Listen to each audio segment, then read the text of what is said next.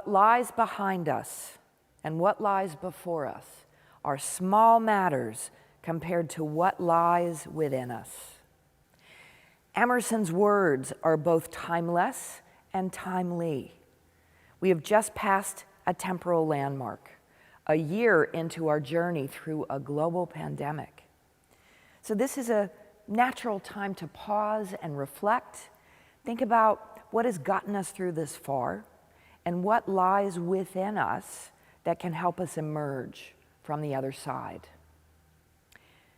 Creativity, the ability to imagine, to be curious, to generate something new and unique. This is our birthright. Creativity is what brings into being the thoughts and ideas that are unique to us as individuals. We're creating when we express, dream, or wonder.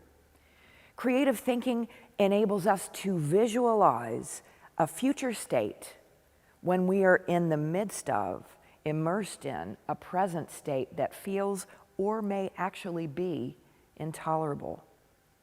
Creativity allows us to see windows where others see walls.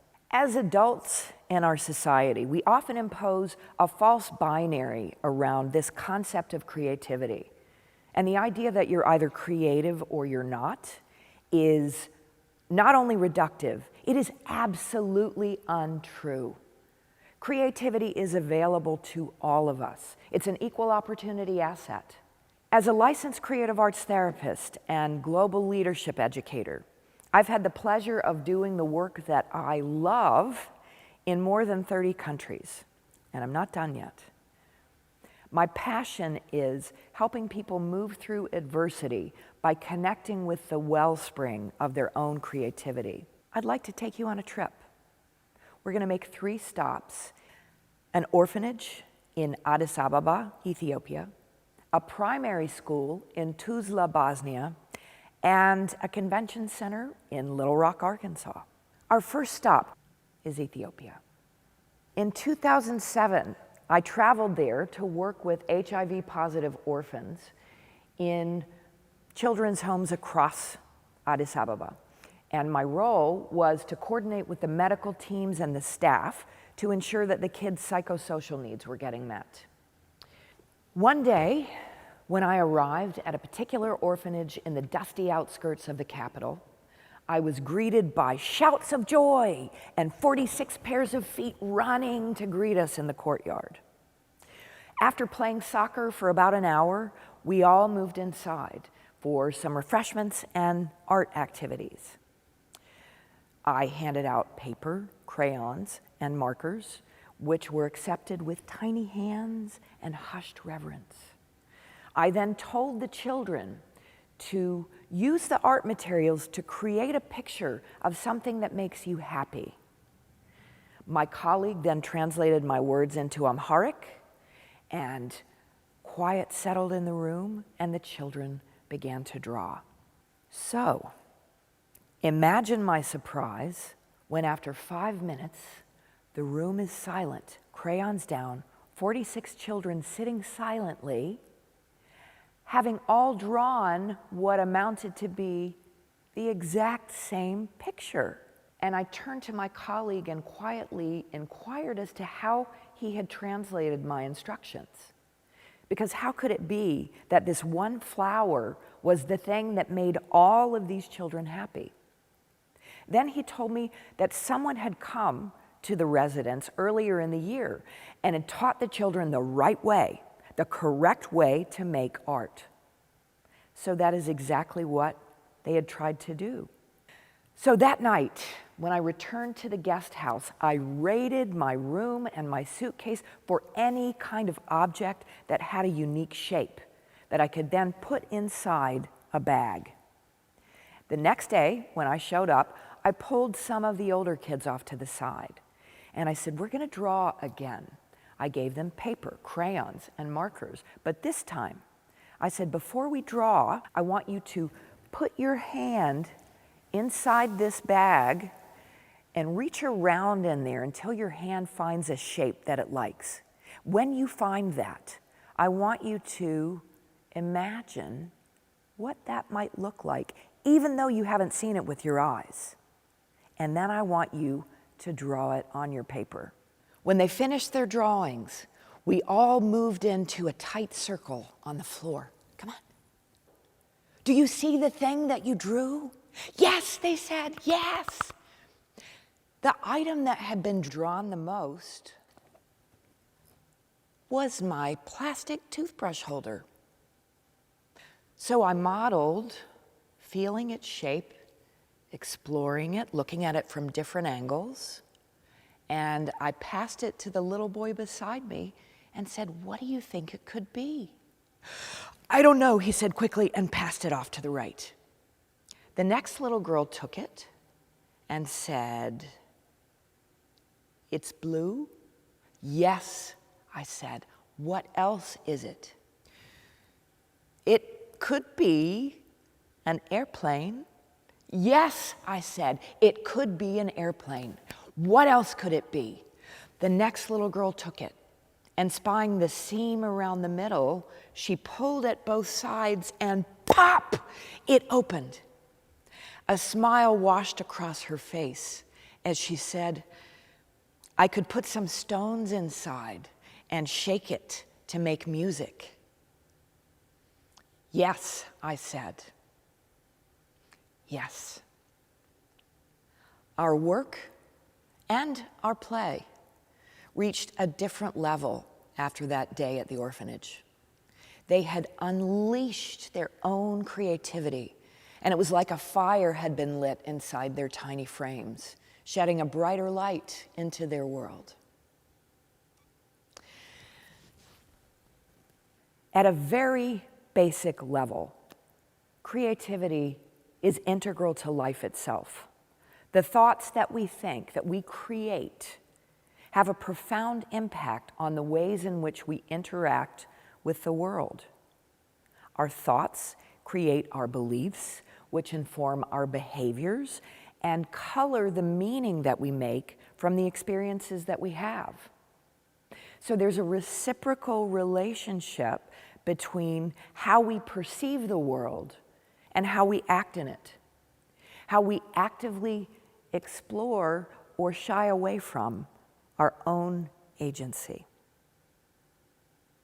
It's time for our second stop.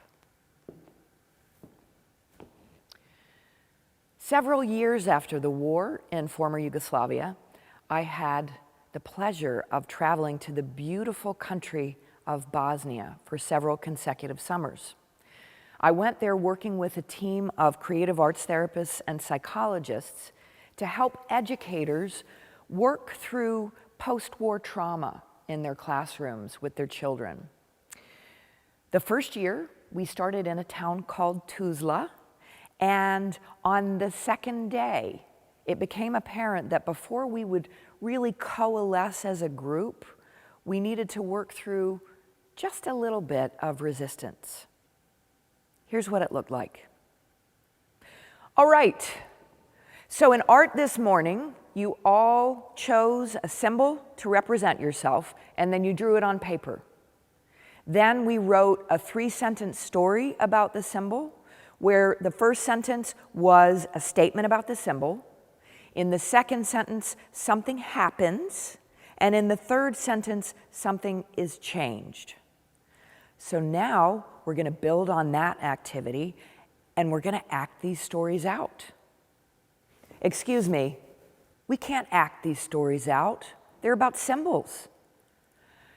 Yes, they're about symbols, but what do the symbols represent? Well, they represent us, but you still can't act the story out. Let me read mine to prove it to you. There was a candle by a window. Darkness came suddenly and tried to blow the flame out. But the candle's flame didn't go out. Instead, it grew stronger. Do you see? Thank you for that beautiful story and beautiful metaphor. So let me ask the group, is there anyone here who thinks that maybe, just maybe, it can be acted out? Okay, great. yes, yes, come on. Would it be all right with you if these 4 tried to act out your story? Sure, they can try. Okay, let's watch.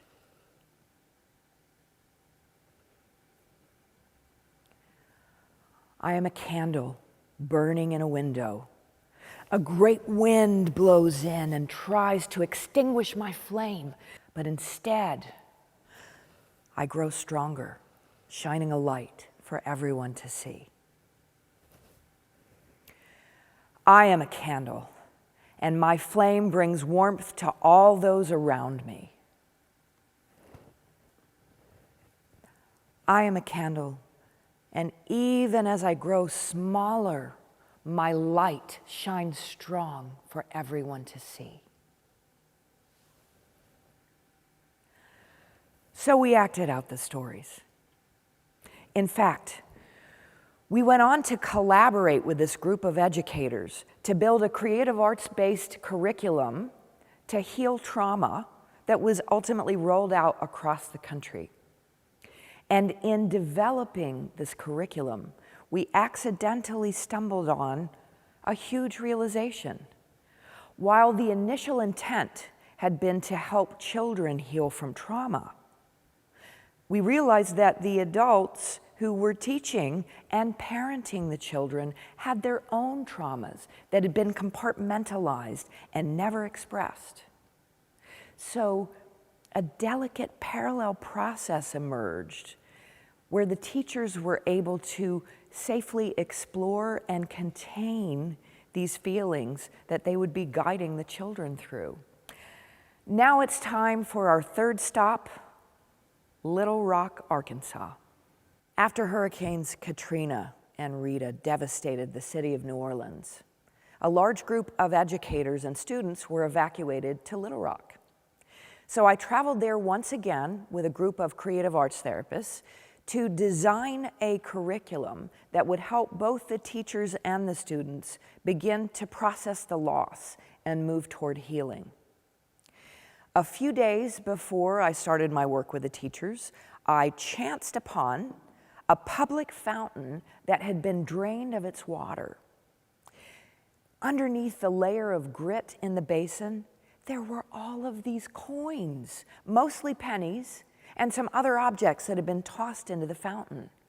So I immediately filled my pockets with these coins, knowing that they would somehow be integral to the work that I was going to do with the teachers. I didn't know how yet, but I knew that they would. The first day of our work with the teachers was very somber, very sad. Their stories of loss were heart-wrenching. So I knew that our second day, we needed to begin with a little bit more structure. They needed to have an activity that would allow them to have emotional distance from the trauma that they had just left behind in New Orleans. So when they entered the room on the second day, I invited them to sit with me in a circle on the floor.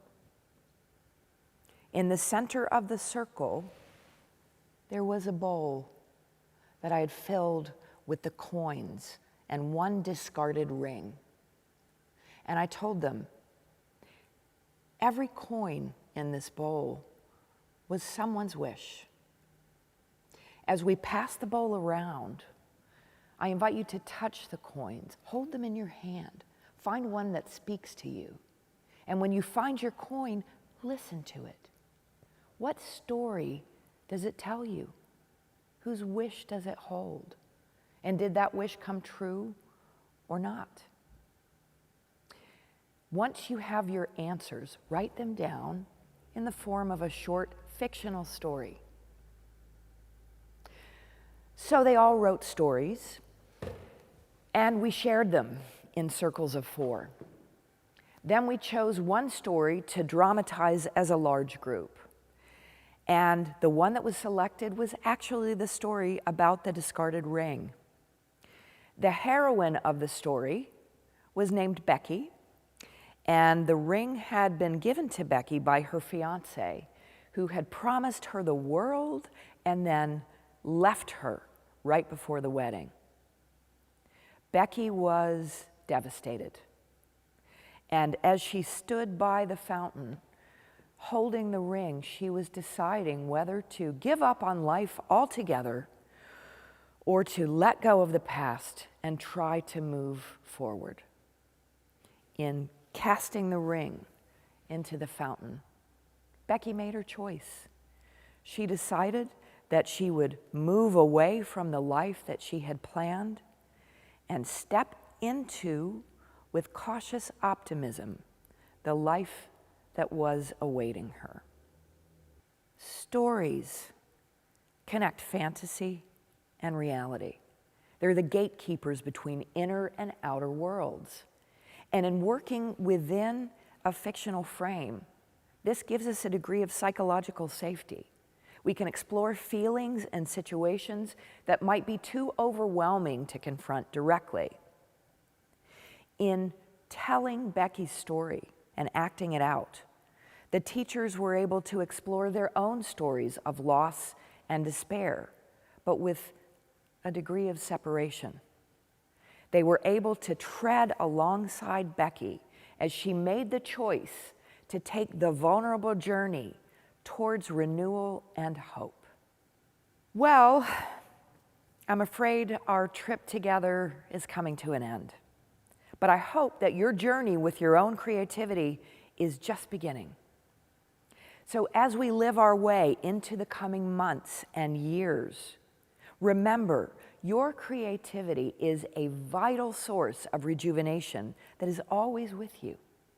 And tapping into your creativity will help you move through adversity, find answers to your questions and questions for your answers. So think of each day as a blank canvas and know that you are creating when you are imagining, moving, singing, dancing, writing, gardening, cooking, connecting with people that you love. Creativity lies within you. So use it to discover and express who you are fully and deeply for all of the days that you are privileged to walk on this earth. Thank you.